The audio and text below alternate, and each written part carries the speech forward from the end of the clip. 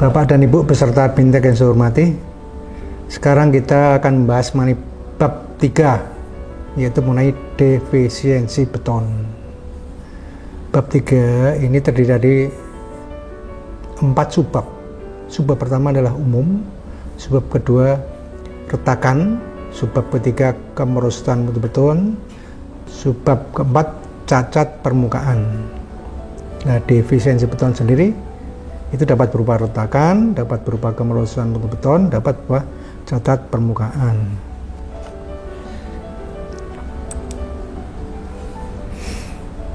Sekarang kita membahas subbab 31 umum. Beton adalah merupakan salah satu material yang biasa dipakai untuk membangun bendungan, seperti bendungan beton, dan juga untuk bangunan pelengkap, bisa berupa pelimpah, bangunan intek, pengelak, dan lain sebagainya. Defisiensi pada struktur beton dapat mengancam keamanan bendungan. Defisiensi beton dapat dikelompokkan menjadi 3 kategori, yaitu retak atau crack, 2 kemerosotan mutu beton atau deterioration, 3 cacat pada permukaan atau surface defect. Retak dan kemerosotan mutu adalah defisiensi yang dapat berpengaruh pada keamanan bendungan. Sedang cacat permukaan hanya menimbulkan masalah pemeliharaan dan estetika. Oleh karenanya, pembahasan modul hanya fokus pada retakan dan kemerosotan mutu beton.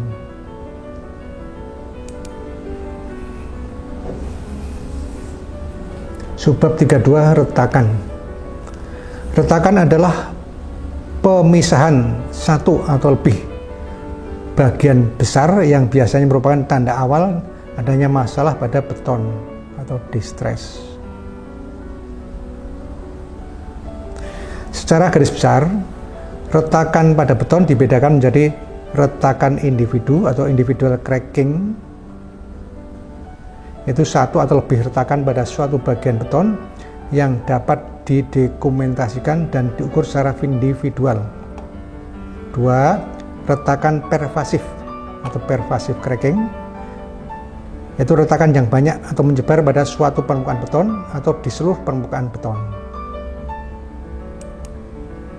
Ini contoh retakan individu. Retakan ini dapat didokumentasikan untuk masing-masing retakannya. Ini juga fasad dari suatu bendungan beton. Jadi fasad itu tampak depannya bendungan beton. Di sini ada beberapa retakan. Nah, masing-masing retakan ini retakan individu, masing-masing dapat didokumentasikan sendiri-sendiri. 1, 2, 3, 4, 5, 6. Masing-masing dapat diukur panjangnya, diukur lebarnya, kedalamannya. Ini ciri retakan individu, jadi dapat didokumentasikan sendiri-sendiri. Nah, ini yang retakan pervasif, retakan yang menyebar. Ini nggak bisa satu persatu didokumentasi masing-masing.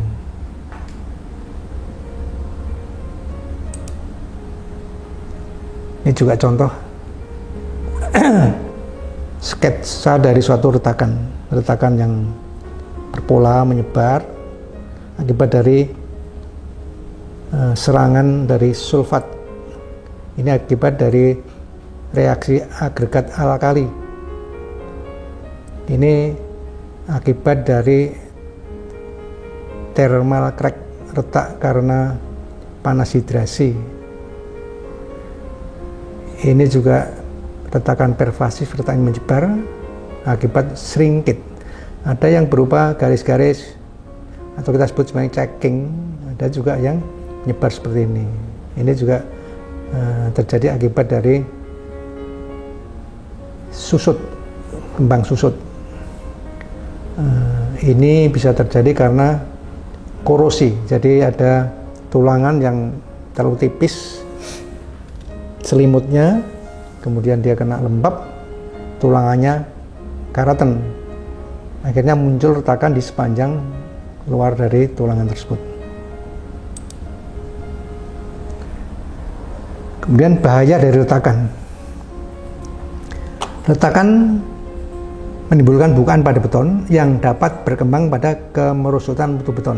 Jadi akibat retakan akan beton terbuka, dan akibat terbukanya beton itu akan meningkatkan kemerusutan mutu beton. Di dalam prinsip desain, bangunan air harus tahan terhadap tekanan hidrostatik dari waduk.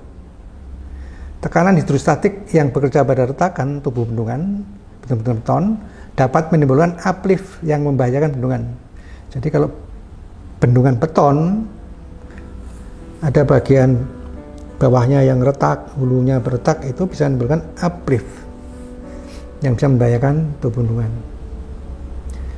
Retakan pada pipa kondit di bawah tubuh bendungan dapat mengakibatkan terjadinya erosi pada material timbunan. Kemudian retakan pada bangunan pelimpah dapat menimbulkan erosi tanah, pondasi, sehingga kehilangan daya dukung yang dapat berakibat runtuhnya bangunan.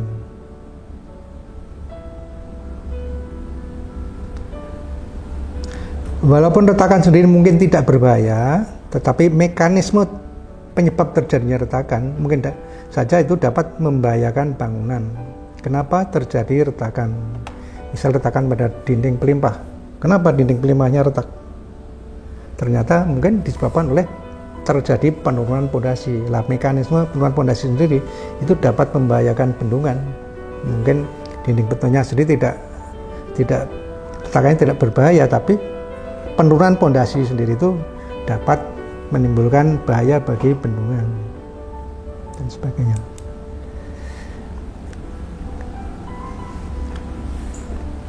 Kemudian karakteristik retakan individu. Apa ciri-ciri dari retakan individu? Ciri dari retakan individu adalah pertama arah. Arahnya itu bisa memanjang. Kalau di bendungan bisa memanjang sejajar pada puncak bendungan, sejajar arah memanjangnya bendungan, bisa melintang pada tubuh bendungan, bisa tegak atau vertikal, bisa diagonal, bisa juga random. Kemudian lebar. Retakan individu disebut kecil kalau lebarnya kurang dari 0,5 mm. Disebut lebarnya sedang kalau lebar retakan antara 0,5 sampai 2 mm. Dianggap retakan itu besar kalau retakannya di atas 2 mm. Terus tipe retakan. Retakan dapat dibedakan menjadi retakan berpola, retakan D, retakan ceking. Ini untuk tipe retakan pervasif. Yang sebelumnya adalah retakan individu, bisa dilihat dari arahnya, lebarnya. Kalau retakan pervasif atau yang menyebar, itu dibedakan menjadi retakan berpola, retakan D, dan ceking. Nanti yang ceking seperti apa? Nanti kita tunjukkan. Tadi di depan sudah yang namanya ceking itu nih, ini ceking. Nanti di belakang mudah-mudahan ada gambarnya lagi.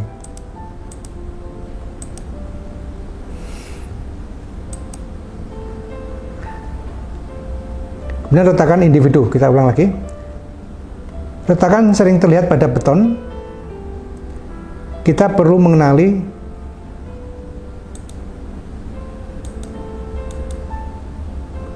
retakan yang berpengaruh terhadap keamanan bendungan. Retakan yang dapat membahayakan bangunan dikategorikan sebagai retakan struktural.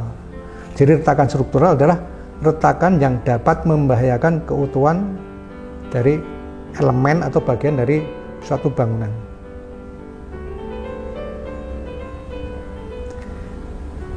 Kemudian kita lanjutkan dengan identifikasi retakan struktural.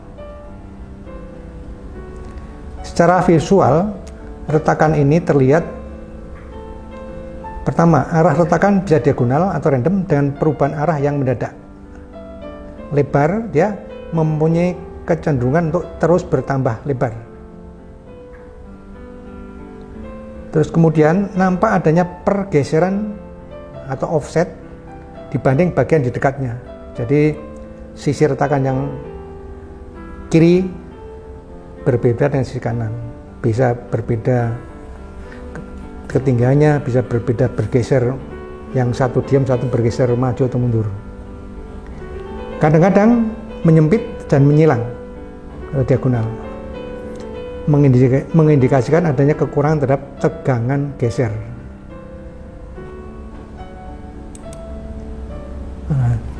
Kemudian B, penyebab terjadinya retakan struktural.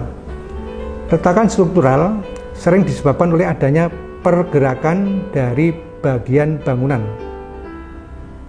atau adanya tegangan yang berlebih atau overstressing. Nah, tegangan yang berlebih tadi, kalau tegangan luar dapat terjadi akibat beban ekstrim atau kondisi pembebanan yang berbeda dengan asumsi desain. Jadi bebannya yang terjadi lebih besar dari perhitungan desain. Kemudian juga tegangan berlebih tadi dapat terjadi karena penurunan fondasi, atau juga dapat terjadi karena aktivitas seismik atau gempa bumi. Jadi inilah kira-kira penyebab terjadinya tegangan yang berlebih, yaitu beban yang melampaui dari perhitungan desain, terjadinya penurunan fondasi, adanya aktivitas gempa bumi. Nah, retakan struktural sering mencerminkan adanya kesalahan desain, kesalahan konstruksi atau defisiensi beton. Kesalahan desain dapat berakibat terjadinya tegangan-tegangan yang berlebihan, jadi tegangan yang melampaui perhitungan. Campuran beton dengan kekuatan dan elastisitas yang rendah dapat menyebabkan terjadinya retakan pada tegangan desain. Jadi kalau kekuatan beton yang kita rencanakan itu terlampaui oleh beban yang terjadi, maka terjadi tegangan yang melampaui tegangan desain. Akhirnya terjadi retakan struktural. Kemudian juga teknik pelaksanaan konstruksi yang buruk dapat mengakibatkan defisiensi beton. Bisa jadi juga waktu pencampuran betonnya kurang matang, pemadatan betonnya, penggetarannya kurang matang, pengecorannya kurang baik, menimbulkan segregasi beton, segregasi dari agregat dan lain sebagainya. Itu dapat mengakibatkan kuat tekan betonnya yang rendah di bawah asumsi desain yang direncanakan.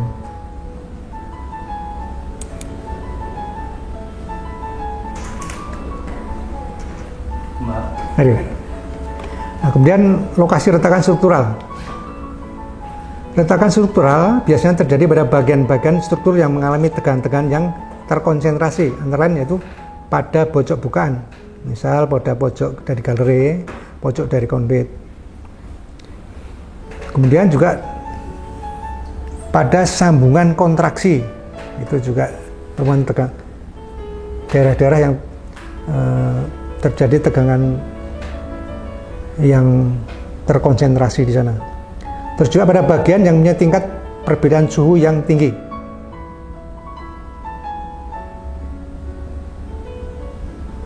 Ini contoh di daerah yang beriklim dingin. Ada temperatur, perbedaan temperatur antara udara terbuka dan air waduk pada musim dingin. Tapi kalau di kita ini nggak ada. Kalau di kita biasanya ini terjadi pada beton massa, di mana beton di dalam bagian dalam beton itu masih panas, suhu di luar sudah dingin. Itu terjadi perbedaan suhu, dan terjadi retak di sana, retak namanya thermal crack. Dan fondasi dan tumpuan atau pada perubahan kemiringan lereng, juga perubahan arah yang relatif terhadap bagian struktur. Jadi pada penampang-penampang struktur yang berubah bentuknya, contohnya nanti sini ya, ini bendungan beton yang dimasukkan berubah penampangnya itu. Di sini tadinya miring sini, kemudian tegak. Pada daerah-daerah perubahan arah kemiringan inilah titik lemah yang bisa terjadi retakan di sini nih, daerah sini ini.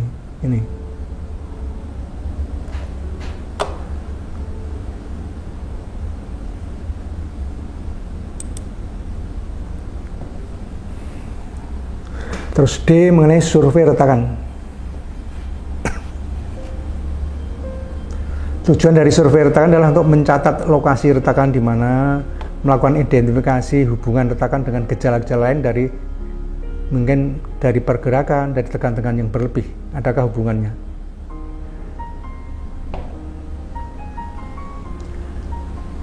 Sebelum melakukan survei retakan, kita lebih dulu perlu mempelajari gambar-gambar desain, gambar pola laksana.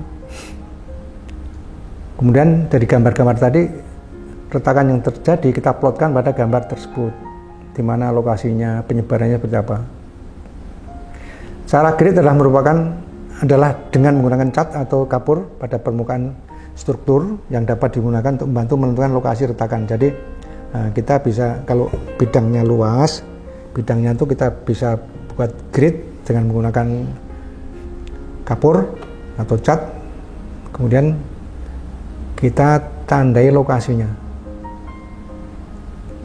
Kemudian hasil survei tadi kita catat. Nah, apa yang harus kita catat di sana? Nah, pencatatan dari survei retakan meliputi karakteristik retakan, meliputi lokasinya di mana, arah retakannya, apakah ini vertikal, diagonal, melintang, dicatat. Kemudian panjang retakannya, lebar retakannya, kedalaman retakan, trennya, apakah berkembang makin memburuk atau aktif atau sudah pasif, dorman.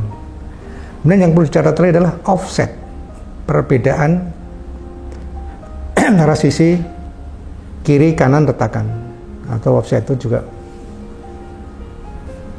pergeseran di antara bagian-bagian retakan. Itu penting untuk dicatat.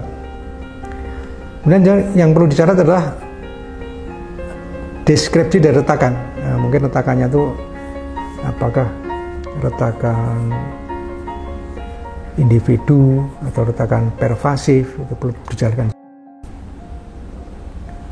Terus definisi penting lain, antara lain meliputi adakah bocoran dari daerah retakan tersebut, adakah endapan.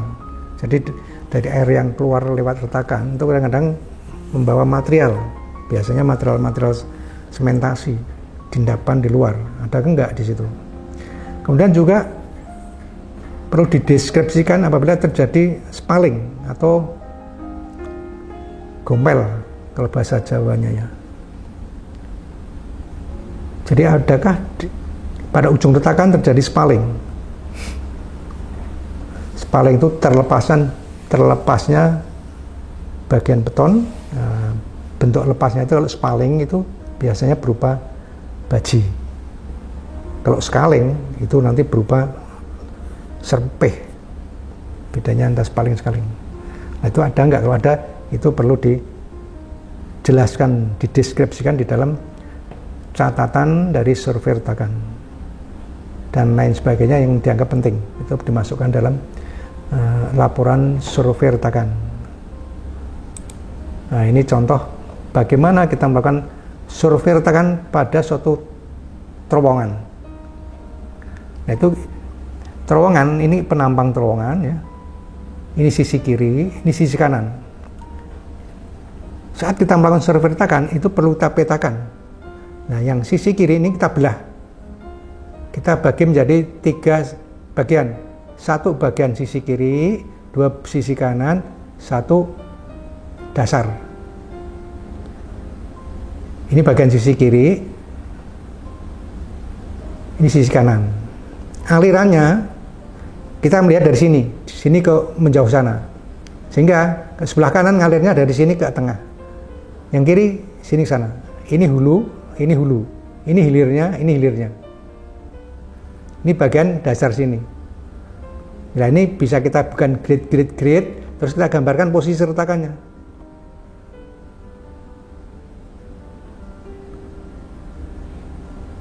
Nah, kemudian bagian bawah, ini bagian bawahnya, kita gambar sendiri. Nah, ini perlu dicatat, ini dari STA berapa ke berapa. Jadi terowongnya itu mungkin 2 kilo, nah kita perlu gambarkan per STA 0 sampai 100. Nah, itu digambarkan sendiri. Nanti seterusnya SL 100 ke 200 dan seterusnya. Jadi bisa detail gambar kita. Ini arah, ini hulunya, ini hilirnya. Ya, misal contoh di sini ada retakan di posisi pas STA 11 plus 100 plus 11,5. Kita gambarkan di sini. Ini arah aliran airnya. Jadi dengan kita buat peta seperti ini, kita bisa menggambarkan retakan-retakan yang terjadi pada dinding dan atap terowongan dan dasar terowongan. Ini terjemahannya seperti ini. Hanya nih di terjemahan lupa kita nggak nulis, nggak ada tulisan STA-nya.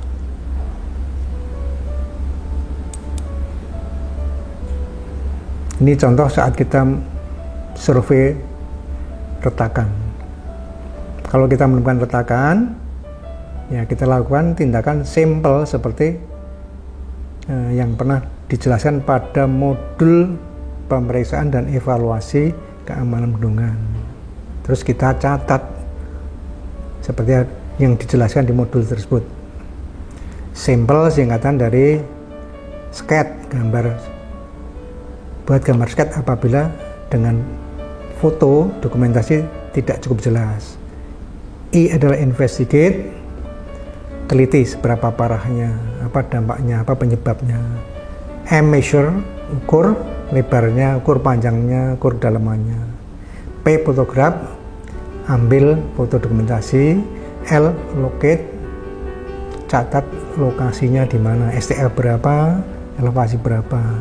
E image, diskusikan dengan ahli yang terkait dan kompeten.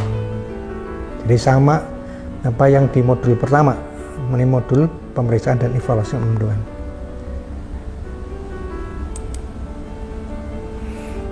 Kemudian E, pemantauan retakan dengan menggunakan instrumen. Jadi retakan yang terjadi di bendungan, kalau itu sudah memang jelas itu membahayakan bendungan, itu perlu dipantau. Nah, pemantauan retakan itu dapat menggunakan instrumen yang sudah ada, seperti rembesan, deformasi, atau juga kadang-kadang memang perlu masang khusus.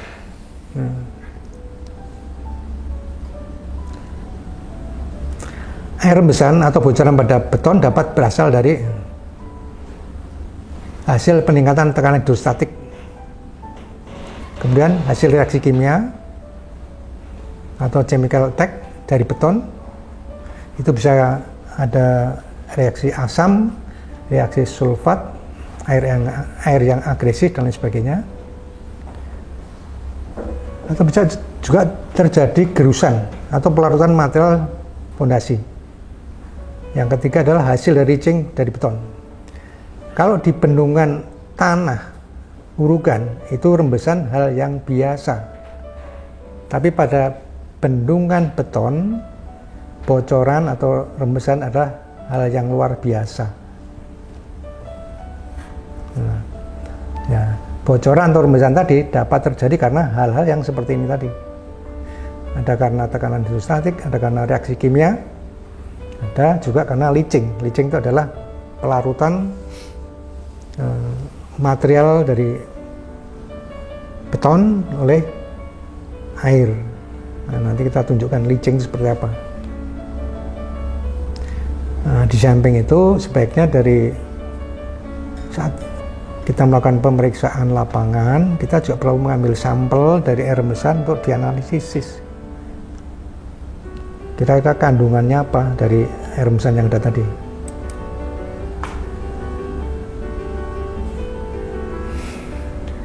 Itu tadi adalah retakan individu yang merupakan retakan struktural. Retakan struktural adalah retakan yang membahayakan keamanan bendungan. Jadi kalau retakan itu membahayakan bendungan disebut retakan struktural. Nah, sekarang retakan pervasif, yaitu retakan yang menyebar.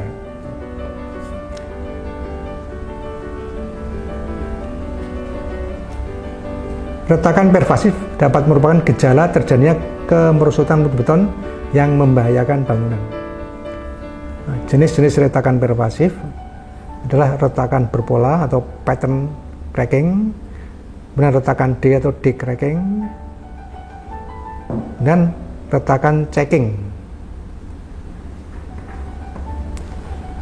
Penyebab retakan pervasif antara lain karena thermal stress, karena tegangan yang timbul karena saat panas hidrasi, yang kemudian mengakibatkan thermal cracking. Terus juga retakan pervasif dapat disebabkan oleh reaksi kimia seperti reaksi alkali agregat, reaksi sulfat tadi, kadang-kadang juga reaksi terhadap klor itu dan sebagainya. Nah, penyebab yang ketiga adalah siklus beku cair untuk daerah-daerah yang beriklim dingin. Ini kita berikan ilustrasi tadi jenis retakan disebut retakan cracking itu bentuknya seperti apa? Kira-kira seperti ini. Ini retakan cracking, retakan yang menyebar akibat panas hidrasi. Kemudian ini retakan D atau D cracking. Ini terjadi pada bidang-bidang sambungan. Nah, biasanya retakan terjadi sejajar dari sambungan. Retakan D atau D cracking. Kalau yang ini adalah checking. Ini bentuk sesungguhnya di lapangan adalah ini. Biasanya terjadi karena kembang susut yang besar.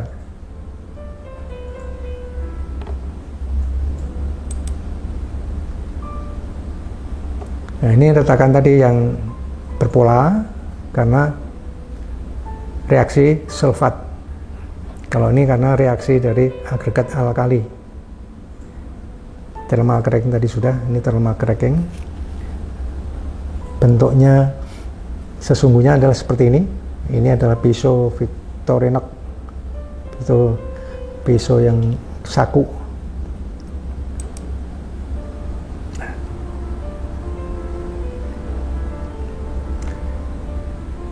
Ini ada tabel mengenai retakan-retakan yang membahayakan bendungan. Di sini adalah lokasi, ini tipe penyebab tindakan. Bendungan beton. Pada bagian puncak bendungan, retakan bisa berupa retakan melintang dari hulu ke hilir, kedalaman sekitar 30 cm atau lebih. Bisa berupa retak yang melintang dengan offset vertikal atau lateral, bukaan lebih besar dari 1 mili, offset lebih besar dari 2 mili. Bisa melintang tanpa offset, tapi dalam, bisa melintang dengan offset atau perbedaan pergerakan. Penyebabnya dari retak melintang tadi bisa beban yang berlebihan, gempa bumi atau penurunan fondasi.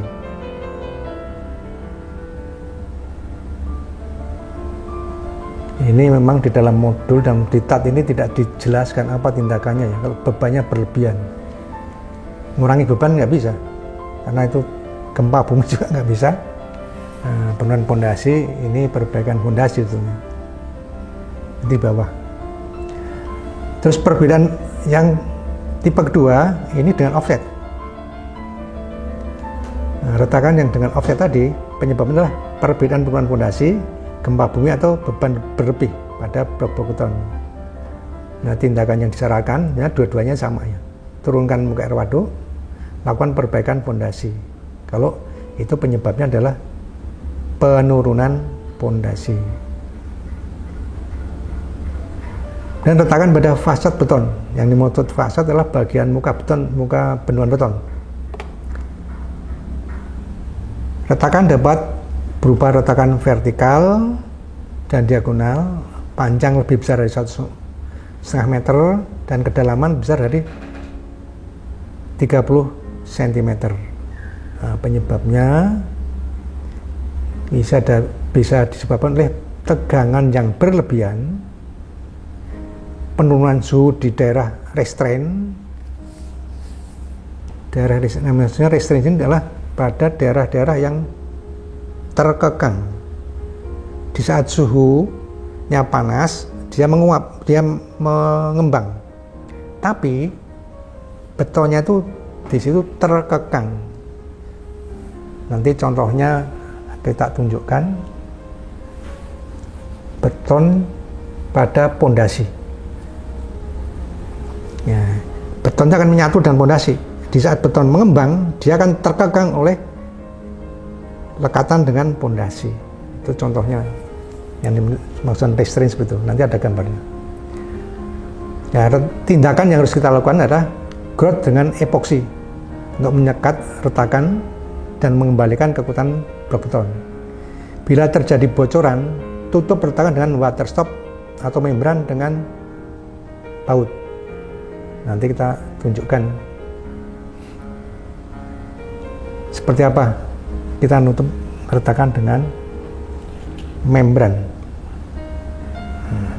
Ini contoh ya, ini yang namanya fasad tadi.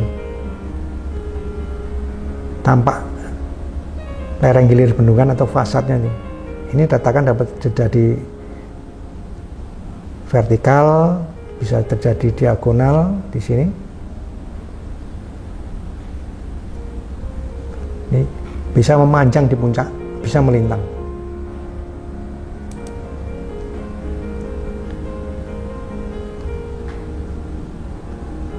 Yang tadi yang dimaksud dengan nempel dengan water stop seperti ini. Jadi bendungan beton ini terdiri dari beberapa blok. Nah, di antara blok itu dipasang water stop. Nah, water stop bisa dipasang di dalam tubuh bendungan beton seperti ini, bisa juga dipasang di luar. Atau seperti ini. Ini juga antara blok pasang di luar, terus di baut. Ini juga sama. Ini water stop yang dipasang di luar. Nah, ini juga bisa diterapkan untuk perbaikan retakan. Misal ini bukan merupakan sambungan blok, tapi ini retakan. Kalau terjadi retakan, ini foto ini dilihat dari atas ya. Jadi kita melihat dari atas, di sini adalah waduknya, ini adalah bendungan beton, ini blok-bloknya. Kemudian terjadi retakan. Nah, ini untuk nempel retakan, nutupnya ini kita bisa pasang ini water stop, kemudian dibaut. Ini yang maksudnya dengan water stop dan baut adalah seperti ini. Seperti kita memperbaiki water stop yang rusak pada sambungan kontraksi. Maksudnya tadi itu. Kemudian defisiensi pada galeri. Pada galeri dapat terjadi retakan berupa retakan vertikal yang menerus pada dinding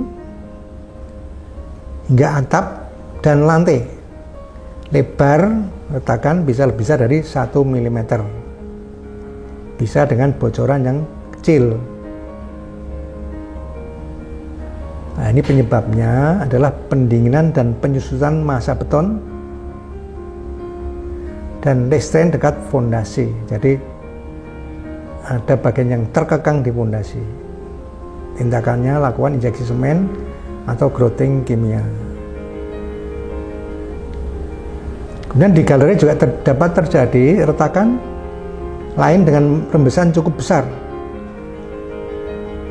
Nah, ini penyebabnya bisa karena perbedaan suhu antara air waduk dengan galeri hulu. Adanya perbedaan suhu beton dengan air waduk dapat menimbulkan retakan di galeri. Tindakannya adalah lakukan injeksi semen sama di atas atau grouting kimia sama untuk menyumbat retakan. Jadi ini tadi gambar galeri. Ini bendungan beton, sipan siaporas. Ini fasadnya, ini puncaknya. Ini puncak bendungan, ini fasad. Ini galeri. Galeri ini adanya di dalam tubuh bendungan ini. Nah, terjadi mulai dari dinding, atap, dinding lagi, lantai.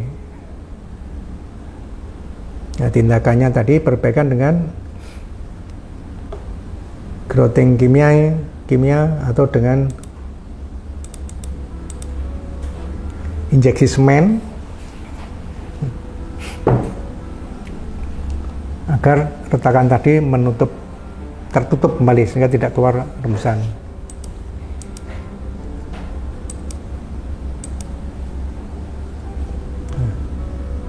Ini tadi penjelasan yang disebut dengan restraint.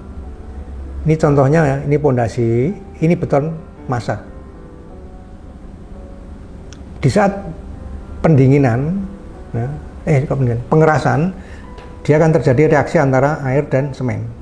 Akibat reaksi air dan semen atau disebut reaksi hidrasi, timbul panas. Akibat panas yang terjadi, beton akan memuai. Ini memuai yang panas. Nah, permukaan beton di luar sana, panasnya akan mengikuti panas lingkungan. Tapi di dalamnya akan terjadi panas yang tinggi. Sehingga akan terjadi perbedaan panas antara bagian tengah dan bagian luar. Yang di luar sudah dingin dan menyusut, yang di dalam dia panas, dia memuai. Akibatnya karena ada perbedaan panas antara bagian dalam luar, timbul retakan. Nah, retakan juga dapat terjadi pada bagian restraint. Ini yang maksudnya restraint adalah ini ada pondasi, ini ada beton massa. Nah, di saat pondasi beton massanya ini mengalami panas hidrasi, betonnya memuai, ya ini ditahan oleh pondasi, batu pondasi. Batu pondasi menahan pemuaian.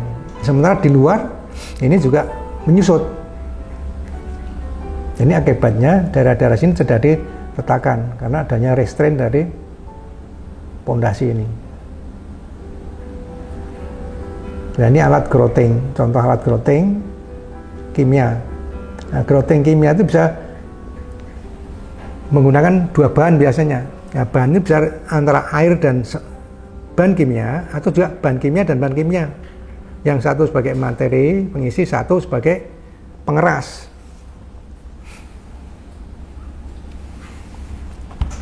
Nah, ini dicampur bersama-sama, diinjeksikan. Kalau bahan kimia diinjeksikan langsung, dia nggak akan keras. Tapi ada lagi materi khusus yang dicampurkan di sini, yang nanti kan membuat dia mengeras.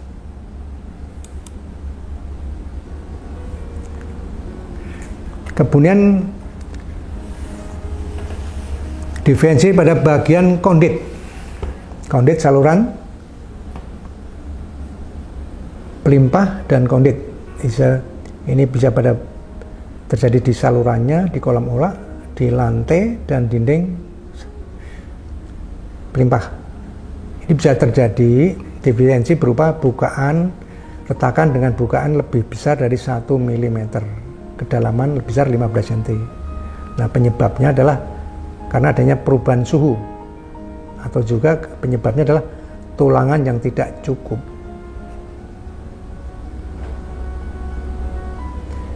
Tindakan yang dilakukan, bersihkan, kasarkan permukaan, lakukan injeksi epoksi ke dalam retakan, haluskan permukaan, tambah penulangan kalau memang tulangannya tidak cukup, kalau penyebabnya.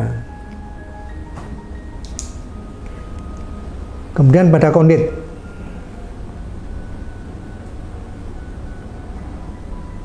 pada bagian inlet dan outlet. Tipe defensi yang sering terjadi adalah retakan yang menyebabkan kebocoran pada bendungan. Terus retakan struktural pada dinding. Nah, penyebabnya retakan-retakan tadi adalah kemungkinan adalah penurunan fondasi tidak merata. Jadi beberapa bendungan yang baru dibangun yang pernah kita bahas adalah terjadi retakan akibat penurunan fondasi. Nah, biasanya di bagian tengah itu fondasinya bagus, di outlet inlet fondasinya kurang bagus. Ya, akibat kondisi fondasi yang berbeda, daya dukung yang berbeda, akan terjadi penurunan akibatnya. Akibat penurunan maka timbul retakan pada kondit. Ini yang sering kita temukan di lapangan. Nah, tindakannya adalah tutup retakan dengan epoksi, kemudian lakukan grouting sekeliling kondit untuk perbaikan fondasi. Jadi fondasinya diperkuat dengan grouting. Dan defensi pada terminal section. Ini bagian akhir dari bangunan pelimpah. Di sana bisa terjadi retakan struktural. Biasanya di ujung pelimpah sana, kolam ulak, itu pondasinya sudah kurang bagus biasanya. Jadi kalau itu penyebabnya pondasi yang kurang bagus, ya lakukan perbaikan fondasi. Ini beberapa contoh retakan. Nah, di sini adalah contoh retakan berpola, retakan pervasif yang berupa retakan berpola. Ini adalah contoh akibat reaksi alkali agregat. Nah, ini biasanya keluar gel. Di sini yang hitam-hitam keluar jelly. Kalau yang sulfat tidak. Ini juga contoh retakan berpola.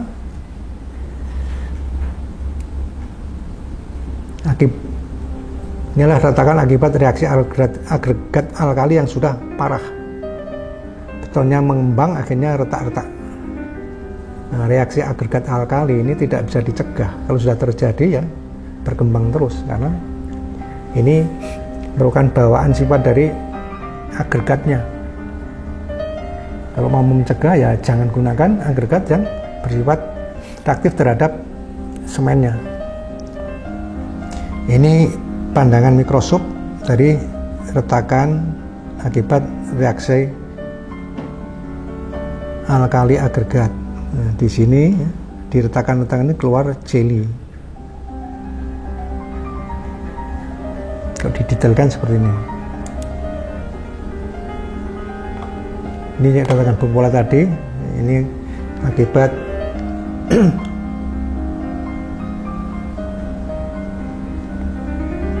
thermal cracking, akibat dari thermal stress mengakibatkan thermal cracking.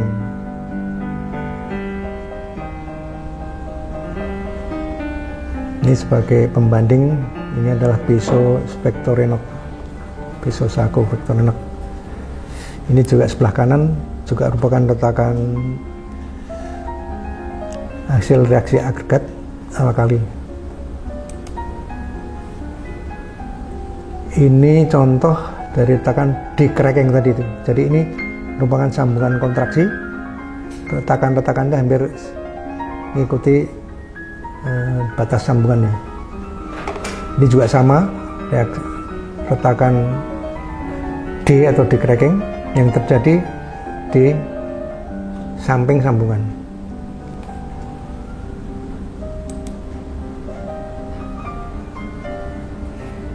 Ini macam-macam retakan checking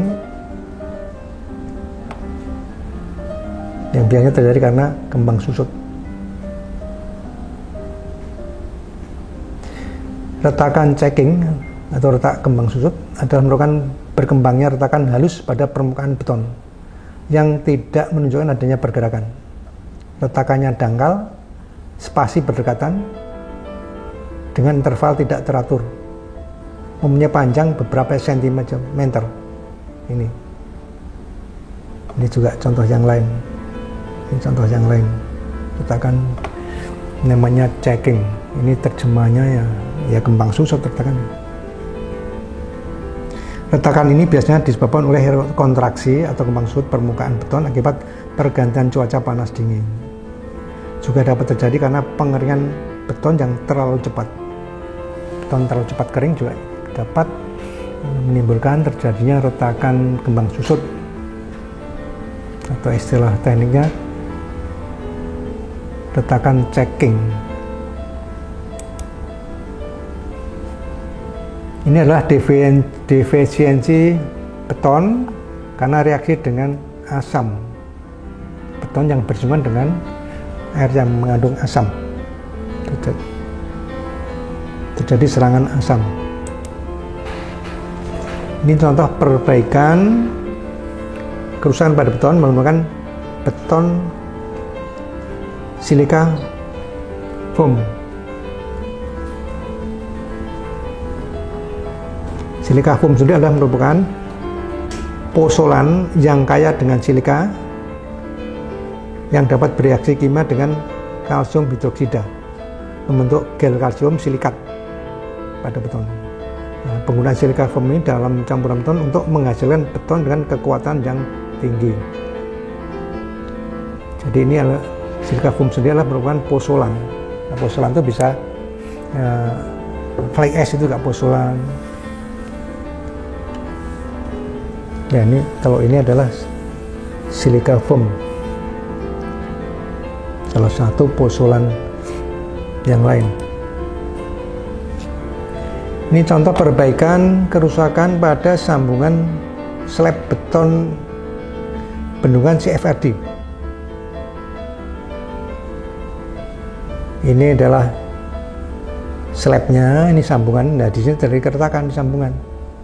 Itu ditutup dengan ini seperti plester besar. Ini kalau digambarkan desainnya seperti ini. Ini sambungan, ini ditutup dengan ini. Material poliurea composite base. Ditutupan di tempat sambungan ini. Kemudian ini juga kerusakan yang terjadi pada membran beton CFRD di Romania. Ini dilakukan perbaikan tahun 2012. Jadi retakan-retakan tadi setelah retakannya diperbaiki, kemudian ditutup lagi dengan PVC geokomposit. Ya, ini bisa dijangkarkan, bisa juga diklem, terus dibaut masangnya. Nah, penjangkarannya seperti ini nih. Jadi kalau kita memperbaiki ya, satu permukaan beton, itu lembaran ini nanti ada lagi penjangkarannya masuk. Atau model seperti ini. Dicowak dulu betonnya, kemudian kita geomembrannya tadi kita keluarkan sana sebagai jangkarnya, terus nanti kita las, istilahnya dilas dengan lembaran di atasnya. Ini disebut penjangkaran seperti itu, bukan jangkar kayak besi, bukan, tapi betonnya sendiri itu diikatkan, lembaran geomembrannya diikatkan dengan beton, itu disebut penjangkaran. Ini beberapa kerusakan slab beton pada bendungan CFRD di dunia. Ada bendungan Gua Milpa tinggi 18 meter, itu juga slabnya retak. Penyebabnya adalah deformasi timbunan batunya. Ini bendungan Bara Grande, ini juga slabnya retak. Penyebabnya adalah kegagalan pada joinnya. Bendungan Campos Novos ini juga terjadi retakan pada slab, penyebabnya adalah deformasi pada timbunan. Jadi kebanyakan karena deformasi yang melampaui perhitungan kita, sehingga terjadi tegangan yang melampaui juga pada slab beton. Ini tadi yang Campos Novos, ini di Brasil tahun 2006, belum lama. Ini waktu pengisian awal, kemudian terjadi retakan seperti ini. Nah, bagian-bagian yang retak ini kalau didetailkan ini tulangan-tulangnya sampai mencuat keluar. Ini juga kelihatan yang hancur. Ini dari hasil evaluasi analisis tegangan-tegangan. Ternyata pada bagian ini yang biru, ini adalah bagian yang tegangannya paling tinggi, tegangan paling tinggi. Nah, di sini yang terjadi kerusakan.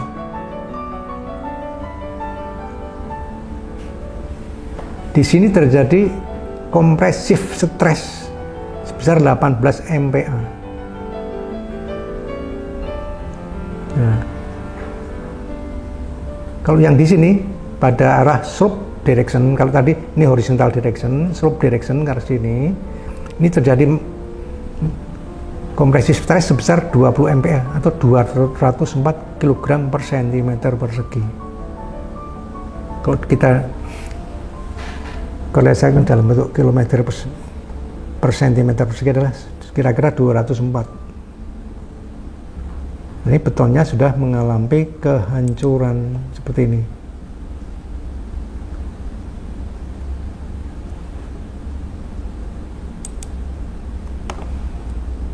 Tadi yang hancur ini dibuka kembali, terus ditambah tulangan lagi, dicor. Ini dibuka. Ini kelihatan kecil tapi ini lebar nih sebetulnya. Sama. Ini juga diganti, cor lagi. Detailnya ini beton baru.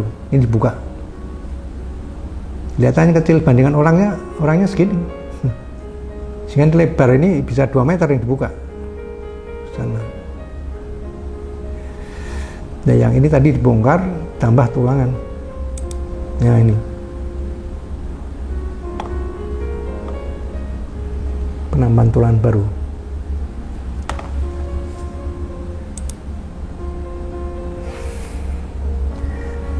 Kemudian laporan retakan beton. Jadi setelah kita melakukan survei terhadap retakan-retakan yang terjadi pada beton, kita harus membuat laporan dari retakan beton tadi.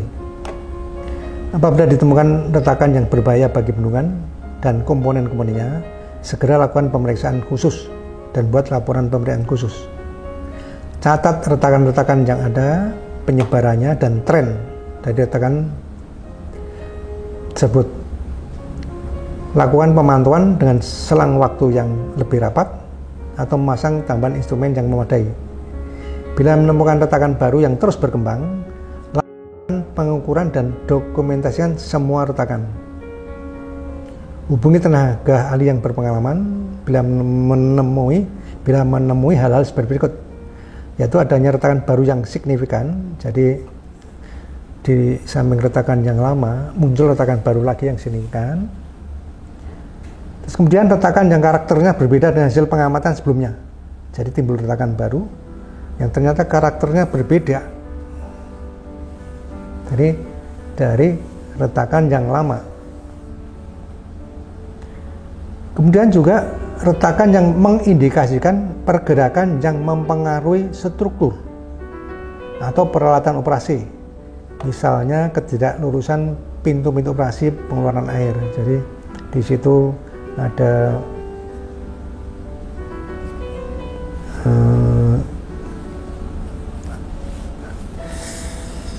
apa ya yang megang pintu itu kalau beton pada posisi pintu berada tadi itu bergeser, maka pintu-pintu tidak bisa dioperasikan. Kalau terjadi seperti kondisi itu, maka kita perlu menghubungi tenaga ahli yang berpengalaman. Terus juga kalau kondisi terjadi bocoran yang besar atau lebih besar dari biasanya, atau berarti terjadi perkembangan dari bocorannya. Jadi kalau itu ditemukan ini tadi semuanya, kita perlu menghubungi tenaga ahli untuk melakukan observasi yang lebih detail dan melakukan evaluasi.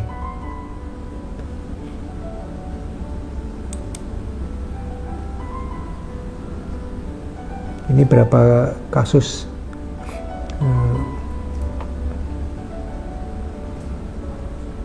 deviation beton. Kalau yang ini adalah deterioration, penurunan mutu. Ini adalah join-join yang terbuka, sambungan-sambungan yang terbuka. Ini penurunan mutu pada salah satu pier. Ini kalau yang lurus aslinya seperti ini, udah mulai seperti keropos, lapuk. Kalau di rock batuan kita sebut lapuk. Ini juga penurunan mutu pada muka hilir bendungan beton.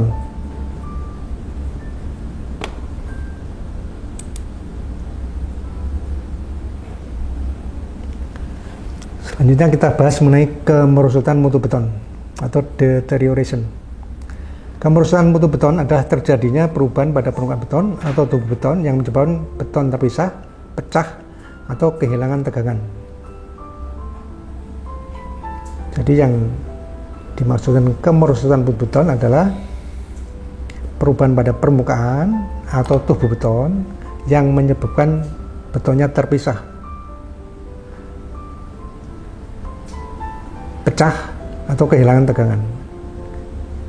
Kemerosotan mutu beton dapat mengakibatkan elemen bendungan runtuh atau bagian-bagian bendungan runtuh. Bendungan beton dapat runtuh oleh pergeseran atau sliding atau terguling akibat turunnya kekuatan beton. Nah, kemerosotan mutu beton juga dapat mengakibatkan terjadinya kebocoran akibat meningkatnya tekanan air. Juga dapat mengakibatkan distorsi struktur, misal pilar, yang kemudian memengaruhi kinerja peralatan hidromekanikal. Jadi karena pilarnya bergeser, pintu-pintunya menjadi terganggu operasinya dan sebagainya. Jadi tadi di depan sudah dijelaskan bahwa di efisiensi beton itu ada retakan, ada kemerosotan mutu beton, ada cacat permukaan. Nah, ini yang kita bahas adalah mengenai defisiensi yang berupa kemerosotan mutu beton.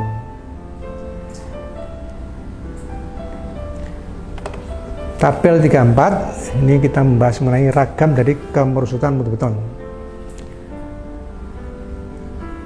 Nah, tipe dari kemerosotan mutu beton itu bisa dapat berupa disintegrasi. Nah, deskripsinya yaitu betonnya menjadi pecah, jadi partikel-partikel kecil. Ya, ini dapat berakibat dari keruntuhan elemen beton. Kalau misalnya di pirnya terjadi disintegrasi, pirnya runtuh, contohnya itu. Nah, disintegrasi itu merupakan salah satu bentuk kemerosotan mutu beton yang serius. Dan kemerosotan mutu beton yang kedua adalah spaling, yaitu terlepasnya bagian beton, biasanya berupa kepingan atau bentuk baji dari permukaan beton. Nah, terutama spaling itu sering terjadi pada pinggiran. Nah, spaling dapat terjadi karena tumbukan atau tekanan dari luar, karena perubahan cuaca, karena tekanan internal, misal tulangnya berkarat sehingga betonnya mengembang, juga karena pengembangan beton, atau juga bisa terjadi karena kebakaran. Nah, akibat dari kondisi ini semua tadi, ini dapat mengakibatkan besi tulangan menjadi terbuka. Jadi tulangan di dalam beton itu terbuka. Terus juga dapat terjadi bocoran lewat alur rembesan yang terbuka di sekeliling water stop yang tertanam pada sambungan beton. Tadi di depan kita tunjukkan bahwa di antara blok-blok beton itu ada water stop. Nah, akibat spaling tadi itu dapat terjadi rembesan yang terjadi sekeliling water stopnya. Dan juga akibatnya dapat berkembangnya titik-titik lemah akibat dari spaling tadi. Akibat ada bagian-bagian beton yang terlepas dalam bentuk kepingan atau dalam bentuk baji. Kemudian tipe ketiga dari kemerosotan mutu beton adalah efflorescent atau meluruhnya, atau kata lain adalah leaching. Leaching kalsium dari beton. Kemudian dia meluruh, mengendap di permukaan. Nanti kita berikan contohnya.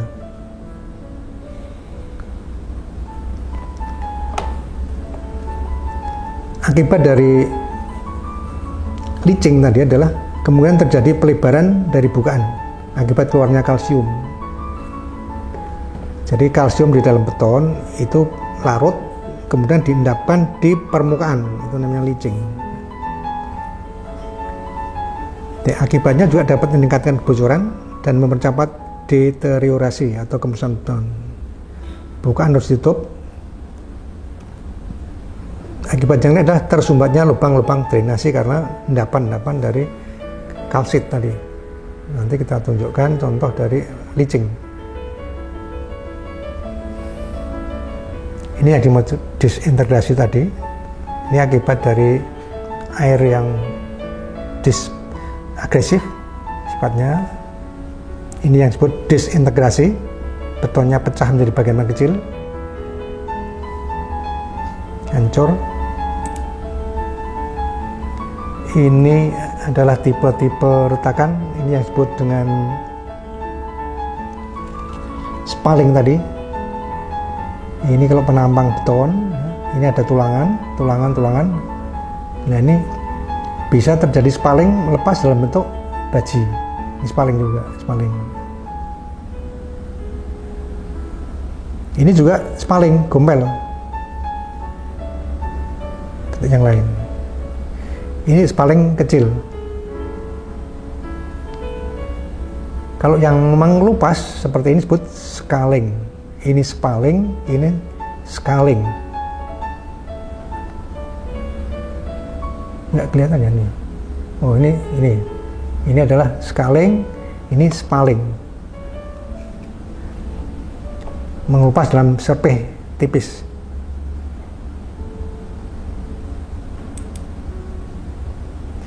Kemudian juga kemerusakan beton yang lain adalah drami konkret, yaitu adalah beton dengan banyak rongga atau kelemahan lain di bawah permukaan. Ini dapat dideteksi dengan suara nyaring bila dipukul dengan palu atau alat lain. Jadi bunyinya bisa dung-dung gitu. Nah, akibat dari adanya drami konkret atau adanya rongga di dalam beton adalah penurunan kekuatan beton dan deteriorasi atau penurunan mutu beton yang berkembang lebih jauh. Kemudian bentuk deviasi yang lain adalah pop out. Ini terjemahnya belum dapat kata yang tepat. Nanti kita berikan contohnya saja. Yaitu sebagian permukaan beton rusak akibat tekanan internal, misal pengembangan agregat kasar, menyebabkan deviasi dangkal berbentuk konus. Akibatnya dapat mengakibatkan deteriorasi lebih parah. Ini contohnya pop out. Ini yang pop out. Jadi ada tekanan dari agregat yang mengembang. Ini juga pop out kecil. Ini pitting. Ini kerusakan permukaan karena korosi. Nah, yang ini tadi yang disebut eflorescen tadi atau leaching. Jadi dari retakan-retakan atau rembesan dia keluar membawa material kalsit dan diendapkan di permukaan. Ini yang disebut dengan leaching seperti ini. Ini juga endapan leaching, salah satu bendungan di kita juga yang leachingnya sangat tinggi.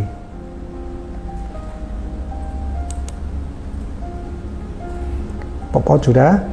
Pitting, berkembangnya lubang-lubang rongga kecil di permukaan akibat disintegrasi lokal, dapat mengakibatkan deteriorasi lebih parah. Scaling, terjadinya serpihan beton atau mortar, dapat mengakibatkan deteriorasi lebih parah. Tadi gambarannya sudah semuanya. Leaching, pop out, pitting, ini korosi. Kemudian penyebab terjadinya kemerusutan mutu beton. Yang pertama adalah kesalahan dalam campuran beton. Yang kedua adalah reaksi kimia. Itu bisa berupa reaksi sulfat, reaksi asam, reaksi alkali. Bisa juga terjadi karena korosi, bisa terjadi karena erosi atau abrasi, bisa terjadi karena kavitasi, kecepatan aliran yang tinggi.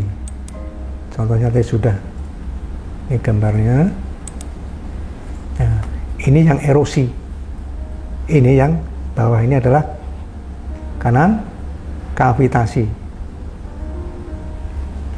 Kerusakannya mirip, tapi proses terjadinya yang berbeda. Kalau abrasi, ada aliran cepat membawa material hingga menggurus pada beton sampai kelihatan tulangannya. Kalau kavitasi, aliran yang cepat yang menimbulkan tekanan uap negatif. Nah, nanti kalau bisa gelembung hampa udara. Nah, gelembung-gelembung tadi kalau pecah, dia akan menarik partikel-partikel beton. Itu terjadi pelepasan partikel permukaan beton.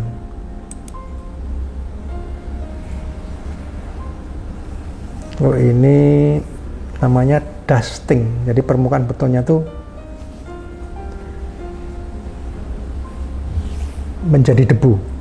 Itu kalau di ini jari, Pak. Ini bukan kuku tapi ini jari. Jari yang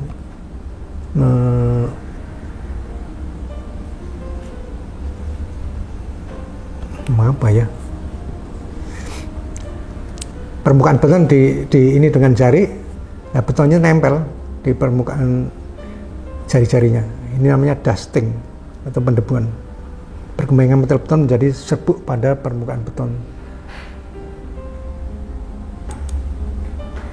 Ini yang tadi gambar dari eksudasi atau dari efloresen tadi, atau leaching, sama juga sama. Akhirnya ini membentuk kerak di permukaan, kerak-kerak kalsit.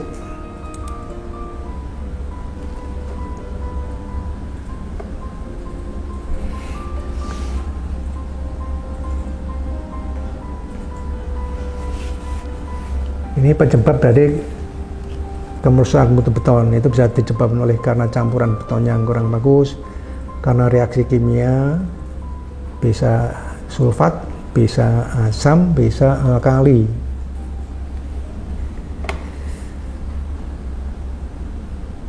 Nah, faktor kalau penyebabnya kesalahan campuran beton itu bisa karena agregat, semen, dan air kurang baik. Mungkin kualitas agregatnya rendah, atau semennya rendah, airnya kotor dan sebagainya. Akibat dari materialnya kurang bagus, mungkin juga pengerjaannya, curingnya, pemakaian bahan aditif yang kurang memadai dan tepat, sehingga kehilangan kekuatannya rendah. Kalau sudah demikian, ya defensi dapat berlanjut terus. Karena memang bawahnya sudah rendah itu. Kemudian kalau yang penyebabnya reaksi kimia, misal sulfat ya, reaksi karena sulfat. Nah, reaksi terhadap sulfat itu dapat terjadi karena terhadap sulfat yang ada di tanah atau di air tanah. Jadi kita membangun suatu struktur beton pada tanah yang mengandung sulfat, itu air tanahnya bisa bereaksi dengan beton kita.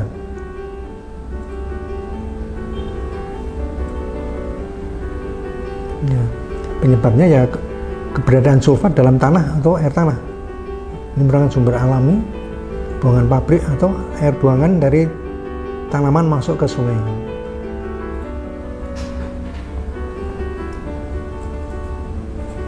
Akibat dari reaksi dengan sulfat, itu biasanya beton berwarna terang, mudah hancur oleh pukulan palu. Tanda-tandanya adalah ada retakan, ada scaling, ada noda-noda karat, terjadi disintegrasi, jadi pecah kecil-kecil.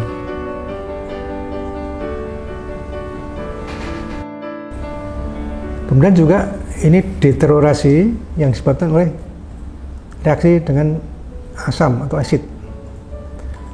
Aksi dari kalsium hidroksid ditemui pada hidrasi portland semen, batu kapur atau gelat dolomit. Berasal dari air buangan batu bara, stok cinder, gas industri, dan buangan industri.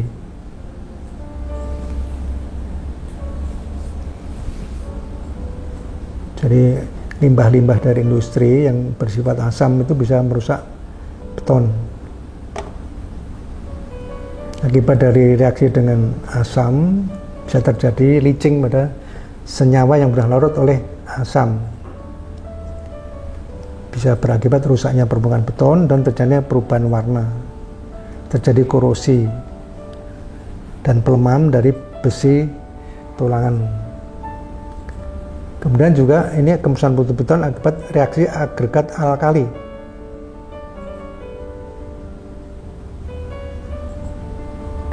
Nah, reaksi agregat alkali yang dimaksud di sini adalah reaksi antara larutan alkali dalam semen dan agregat. Faktor penyebab adalah penggunaan sedimen laut sebagai agregat, atau kita menggunakan agregat dari batuan serpih atau sil yang berasal dari endapan sungai yang mengandung cat. Akibat dari reaksi agregat alkali terjadi pengembangan pada beton, terjadi retakan yang abnormal seperti gambar depan tadi, terjadi retakan berpola, bisa terjadi pada parapet, pada pier, pada puncak.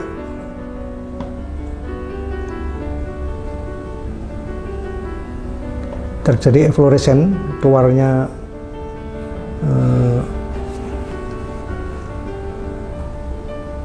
material perekat dari beton.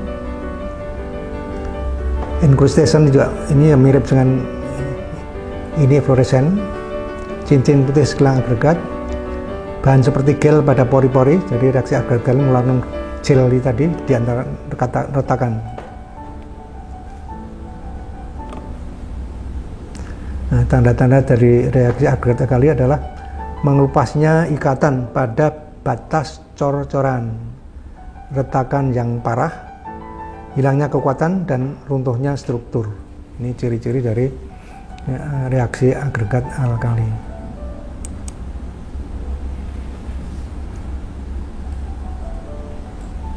Kemudian tabel 36 ini mengenai identifikasi deteriorasi atau kerusakan mutu beton. Lokasi deteriorasi pada bendungan beton dapat terjadi pada puncak, pada fasad, pada juga kalau bendungan arch atau bendungan busur dapat terjadi pada slab atau pada penopangnya. Pada bendungan beton ya, bisa terjadi pada puncak dan fasad. Tipe deteriorasinya adalah retakan random, merapuhnya beton sepanjang retakan, berisi silika gel, kemudian tilting atau pergerakan pier atau bagian lain dari struktur. Nah, ini penyebabnya bisa karena reaksi agregat alkali, karena ekspansi beton. Nah, perbaikannya isi retakan dengan grout atau dengan panel atau dengan material yang waterproof. Tadi di depan sudah dicontohkan sebelumnya, kita tutup dengan lembaran geomembran atau waterstop yang lebar. Kalau retakan tidak terlalu lebar bisa waterstop, tapi kalau retakannya meluas, deteriorasinya meluas, bisa lembaran geomembran. Untuk kondisi yang ekstrim, kita perlu menurunkan muka air waduk, batasi operasi, bangun kembali atau bongkar bendungan.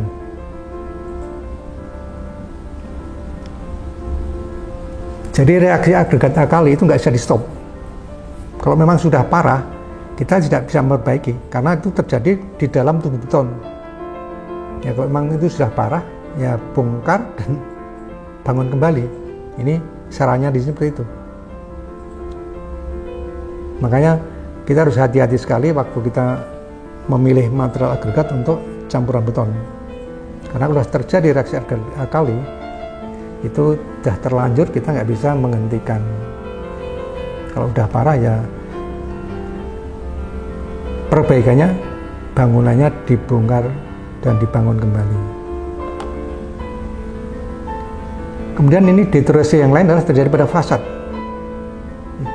atau lereng hilir bendungan. Bentuknya dari deteriorasi pada fasad bisa berupa spaling tadi, lepas dalam bentuk kepingan atau baji dengan diameter lebih dari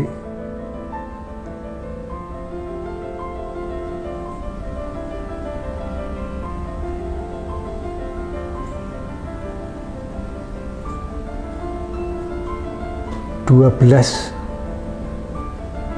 inci, berarti 30 cm. Bisa juga akibat deteriorasi terjadi tereksposnya tulangan di dalam beton.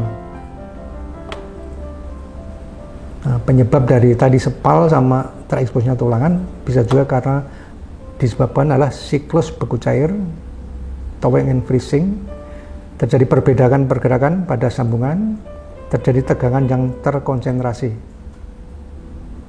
Tindakan yang disarankan adalah tambal bagian yang rusak dengan beton tanpa susut, pasang lapisan beton baru, atau perbaiki dengan shortcut untuk kerusakan yang luasnya. Kemudian ini deteriorasi pada bendungan batres. Bendungan batres itu bendungan yang plat yang ada penopang-penopangnya. Nah, deteriorasi dapat terjadi pada slab muka jika bisa pada supportingnya.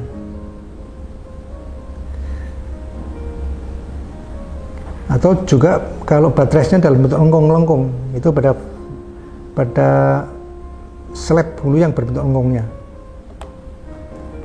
Ini maksudnya nih, ini yang batres tadi, bendungan batres, di sini ada penopang, di sini ada slabnya. Nah, ada batres dalam bentuk seperti ini, bentuk lengkung-lengkung. Kerusakan dapat terjadi pada bentuk lengkungnya, penopangnya, bentuk slabnya atau penopangnya.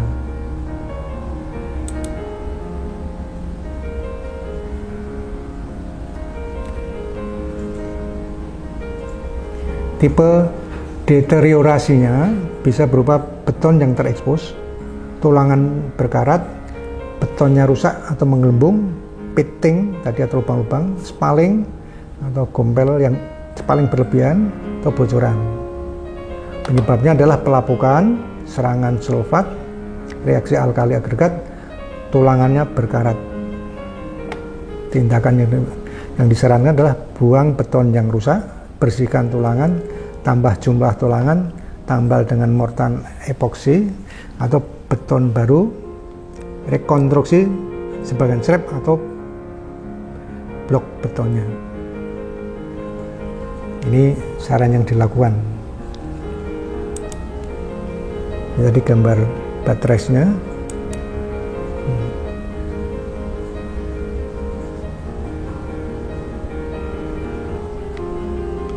Ini kerusakan pada plat penumpang bendungan batres tadi. Itu bisa berupa beton yang terekspos, tulangan berkarat, beton retak atau menggelembung, spaling yang besar. Penyebabnya adalah pelapukan, serangan sulfat, reaksi alkali agregat dan sebagainya. Ini tindakan yang disarankan adalah beton yang rusak dibuka, dibersihkan.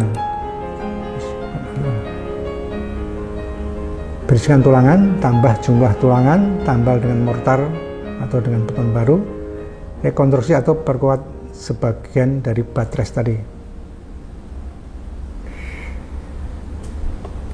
Ini kalau tabel-tabel kita baca satu persatu ya. Ini akan cukup membosankan bagi yang mendengar maupun bagi yang membaca. Ini sebaiknya tabel-tabel tadi dipelajari saja nanti di rumah. Nanti waktu acara tatap muka bisa kita diskusikan. Saya kira lebih baik demikian, karena nggak mungkin kalau kita baca satu persatu.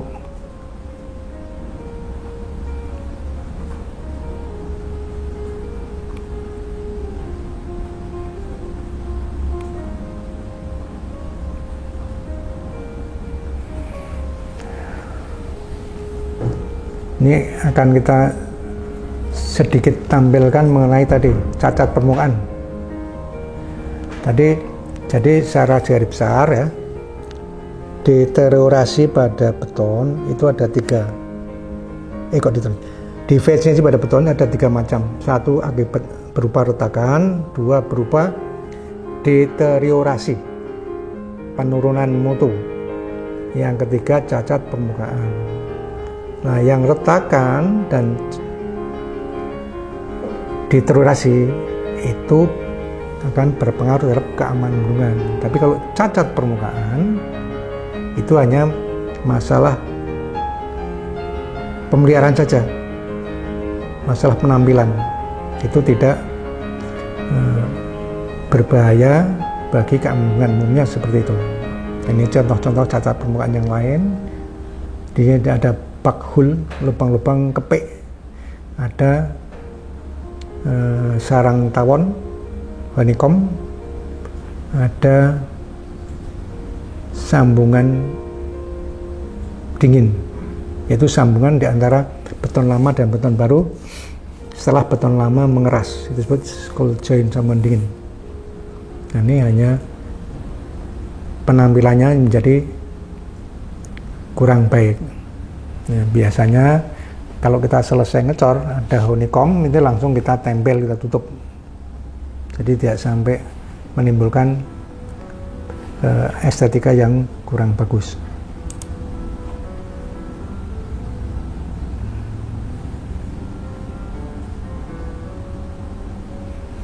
Ini secara garis besar aja summary-nya ya.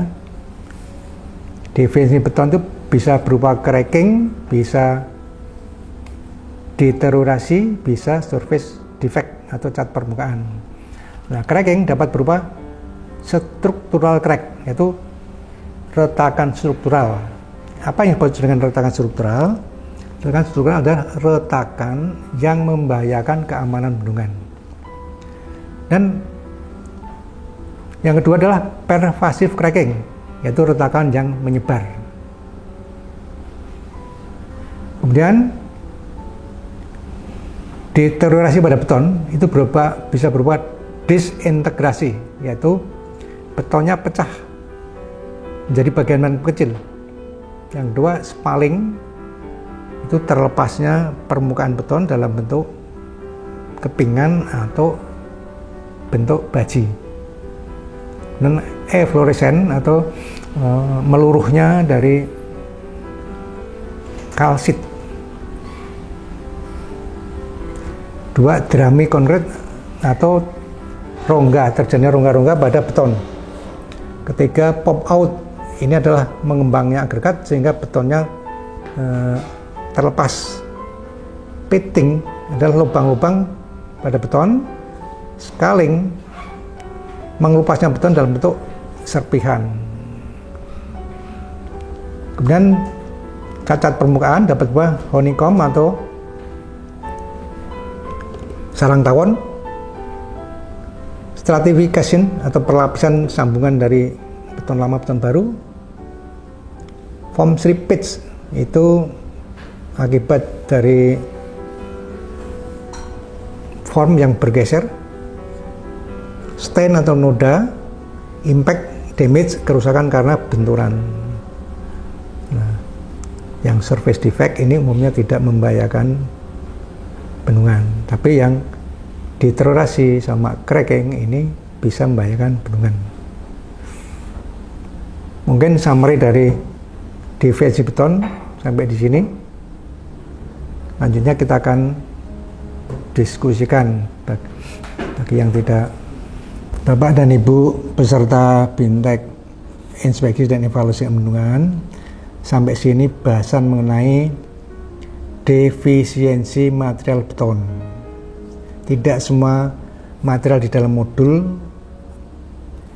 kita bahas pada kesempatan hari ini, tapi nanti Silahkan dibaca di rumah. Nanti pada kesempatan tatap muka, kalau ada yang kurang jelas, silahkan ditanyakan. Terima kasih atas perhatian Bapak dan Ibu, dan mohon maaf apabila dalam penyampaian kami ada hal yang kurang berkenan di hati Bapak. Billahi taufiq wal hidayah. Wassalamualaikum warahmatullahi wabarakatuh.